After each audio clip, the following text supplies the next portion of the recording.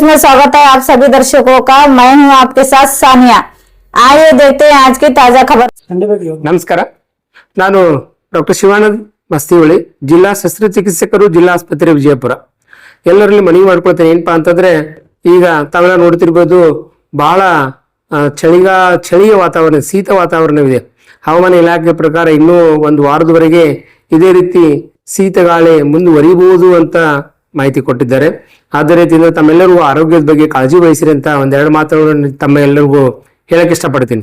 ಏನಪ್ಪಾ ಅಂದ್ರೆ, ವಯಸ್ಸಾದವರಾಗ್ಲಿ, ಸಣ್ಣ ಮಕ್ಕಳಾಗ್ಲಿ, ಶಿಶುಗಳಾಗ್ಲಿ, ಅಂದ್ರೆ ಈಗ ಹುಟ್ಟಿದ ಮಕ್ಕಳು, ಒಂದು ತಿಂಗಳ ಒಳಗಿನ ಮಕ್ಕಳು ಅಥವಾ ಒಂದು ವರ್ಷದ ಒಳಗಿನ ಮಕ್ಕಳಿದ್ರೆ ಅವ್ರಿಗೆ ತಾವೆಲ್ಲರೂ ಬೆಚ್ಚಗೆ ಇಡಬೇಕಾಗುತ್ತೆ. ಅವರಿಗೆ ಬಹಳಷ್ಟು ಸಾರಿ ಸಣ್ಣ ಮಕ್ಕಳಿಗೆ ಅಂದ್ರೆ ಡೆಲಿವರಿ ಆಗಿ ಒಂದು ವಾರ, ಒಂದು ತಿಂಗಳ ಒಳಗಿನ ಮಕ್ಕಳಿಗೆ ನೀವು ಜಾಸ್ತಿ ಉಷ್ಣಕ್ಕಿಂತ ಚಳಿ ಆದ್ರೆ, ತಂಪಾದ್ರೆ ಆ ಮಕ್ಕಳಿಗೆ ತೊಂದರೆ ಆಗುವಂತ ಅವಕಾಶ ಬಹಳ ಇರ್ತವೆ. ಅದೇ ರೀತಿ ವಯೋವೃದ್ಧರಲ್ಲಿ ಅವರಿಗೆ ವಯಸ್ಸಾದವರಲ್ಲಿ ಈ ಚಳಿಗಾಲದಿಂದ ತಡ್ಕೊಳಕ್ ಆಗುದಿಲ್ಲ. ನಿಮೋನಿಯಾ, ಕೆಮ್ಮು, ನೆಗಡಿ, ಜ್ವರ ಬಂದವರು ಅಲಕ್ಷಣ ಮಾಡಿಬಿಟ್ರೆ ನಿಮೋನಿಯಾ ಆಗುವಂತ ಅವಕಾಶಗಳು ಬಹಳ ಇರ್ತವೆ. ಆದರೆ ತಾವು ಕೂಡ ಆದಷ್ಟು ಬೆಳಗ್ಗೆ ವಾಕಿಂಗ್ ಹೋಗೋದಾದ್ರೂ ಸ್ವಲ್ಪ ಲೇಟ್ ಆಗಿ ವಾಕಿಂಗ್ ಹೋಗ್ರಿ. ಬಹಳ ಚಳಿಗಾಲದಲ್ಲಿ ಹೋಗ್ಬೇಡ್ರಿ. ಟೆಂಪರೇಚರ್ ದಿನ ದಿನಕ್ಕೆ 9, 8, 10 ಈ ತರ ಬರ್ತಾ ಇದೆ. ಅದಕ್ಕೋಸ್ಕರ ಚಳಿ ತಡ್ಕೊಳಕ್ ಆಗೋದಿಲ್ಲ. ಅದರಲ್ಲಿ ಮುಖ್ಯವಾಗಿ ವಯಸ್ಸಾದವರು, ಆಮೇಲೆ ಯಾರಾದ್ರೂ ಹೃದಯ ತೊಂದರೆ ಇದ್ದವರಾಗ್ಲಿ, ಬ್ರಾಂಕಿಲ್ ಅಸ್ತಮಾ ಅಂತ ಹೇಳ್ತೀವಿ ಇದ್ದವರಾಗ್ಲಿ, ಕೆಲವರಿಗೆ ಅಲರ್ಜಿಕ್ ಆಗಿರ್ತದೆ, ಕೋಲ್ಡ್ ಅಲರ್ಜಿ ಅವರಾಗ್ಲಿ, ಅಂತವ್ರು ದಯವಿಟ್ಟು ಬೆಳಗಿನ ಕಾಲ ಬಿಸಿಲು ಆಗೋರಿಗೆ 8, 9 ಅವರು ಹೊರಗಡೆ ಬರೋದು ತಡೆಗಟ್ಟಿದ್ರೆ ಒಳ್ಳೆಯದು. ಮತ್ತು ರಾತ್ರಿ ಕೂಡ ಅಷ್ಟೇ 9 ಗಂಟೆ ಆದ್ರೆ ಚಳಿ ಜಾಸ್ತಿ ಆಗುತ್ತೆ, ಟೆಂಪರೇಚರ್ ಕಡಿಮೆ ಆಗುತ್ತಾ ಬರುತ್ತೆ. ಆದ್ರೂ ಕೂಡ ಕಾಳಜಿ, ಆದಷ್ಟು ಹೊರಗಡೆ ಬರ್ಲಿಕ್ಕೆ ಹೋಗ್ಬಿಡ್ರಿ. ಅವಶ್ಯವಿದ್ರೆ ಮಾತ್ರ ಆ ಟೈಮ್ದಾಗ ಹೊರಗಡೆ ಬನ್ನಿ. ಹೊರಗಡೆ ಬರುವುದಾದ್ರೆ ತಮ್ಮ ತಲೆ, ಕಿವಿ, ಆಮೇಲೆ ಪಾದ, ಆಮೇಲೆ ತಮ್ಮ ಕೈಗಳನ್ನು ಸಂಪೂರ್ಣವಾಗಿ ಮುಚ್ಚಿಕೊಳ್ರಿ. ಅಂದ್ರೆ ನೀವು ಉಲನ್ ಸ್ವೆಟರ್ ಇದ್ರೆ ಹಾಕೋಬಹುದು, ದಪ್ಪ ಬಟ್ಟೆಗಳನ್ನ ಹಾಕೋಬಹುದು. ಅಂದ್ರೆ ಚಳಿ ಆಗ್ಲಾರ್ದಂಗೆ ತಡ್ಕೊಂಡ್ರೆ ತಾವು ಈ ಮುಂದೆ ಬರ್ತಕ್ಕಂತ ಈ ಸಮಸ್ಯೆಗಳನ್ನ ತಡೆಗಟ್ಟಬಹುದು. ಇದ್ರಲ್ಲಿ ಮುಖ್ಯವಾಗಿ ಏನ್ ಬರ್ಬೋದಪ್ಪ ಅಂತಂದ್ರೆ, ನಿಮೋನಿಯಾ ಬರ್ಬೋದು, ಬ್ರಾಂಕಿಲ್ ಅಸ್ತಮಾ ಬರ್ಬೋದು, ಅಲರ್ಜಿಕ್ ರೈನೈಟಿಸ್ ಅಂತ ಆಗ್ಬೋದು, ಕೆಮ್ಮ, ನೆಗಡಿ, ಜ್ವರ ಬರ್ಬೋದು.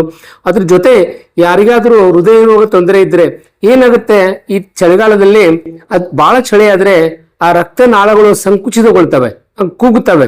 ಇದರಿಂದ ಹಾರ್ಟ್ ಅಟ್ಯಾಕ್ ಆಗುವಂತ ಚಾನ್ಸ್ಗಳು ಬಹಳ ಇರ್ತವೆ, ಸ್ಟ್ರೋಕ್ ಆಗುವಂತ ಚಾನ್ಸ್ಗಳು ಬಹಳ ಇರ್ತವೆ, ಪ್ಯಾರಲೈಸ್ ಅಂತ ಹೇಳ್ತೀವಿ. ಆದ್ದರಿಂದ ದಯವಿಟ್ಟು ಯಾರು ಗಾಬರಿ ಪಡುವಂತ ಅವಶ್ಯಕತೆ ಇಲ್ಲ. ನಾನು ಹೇಳ್ತಾ ಇದ್ದೀನಿ, ಗಾಬರಿ ಆಗುವ ಅವಶ್ಯಕತೆ ಇಲ್ಲ. ಮುಂಜಾಗ್ರತೆ ಕ್ರಮ ತೆಗೆದುಕೊಡ್ರಿ ಅಂತ ನಾನು ಹೇಳ್ತಾ ಇದ್ದೀನಿ. ಆದಷ್ಟು ಕಾಶ್ ಹರಿಸಿದ ನೀರನ್ನು ಕೊಡ್ರಿ, ಬೆಚ್ಚಗೆ ಇರುವಂತ ನೀರನ್ನು ಕುಡಿದ್ರೆ ಒಳ್ಳೆಯದು.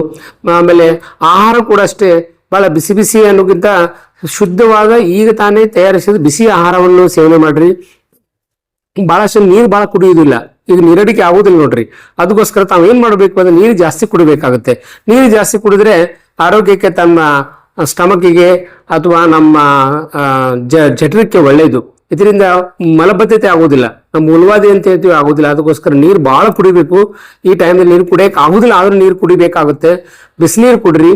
ಪೂರ ಬಿಸಿನೀರು ಕಾಶಿ ಹರಿಸಿದ್ದು ಸ್ವಲ್ಪ ಉಗುರು ಬೇಸಿಗೆ ನೀರು ಕುಡಿದ್ರೆ ತಮಗೂ ಆರೋಗ್ಯ ಅನಿಸುತ್ತದೆ.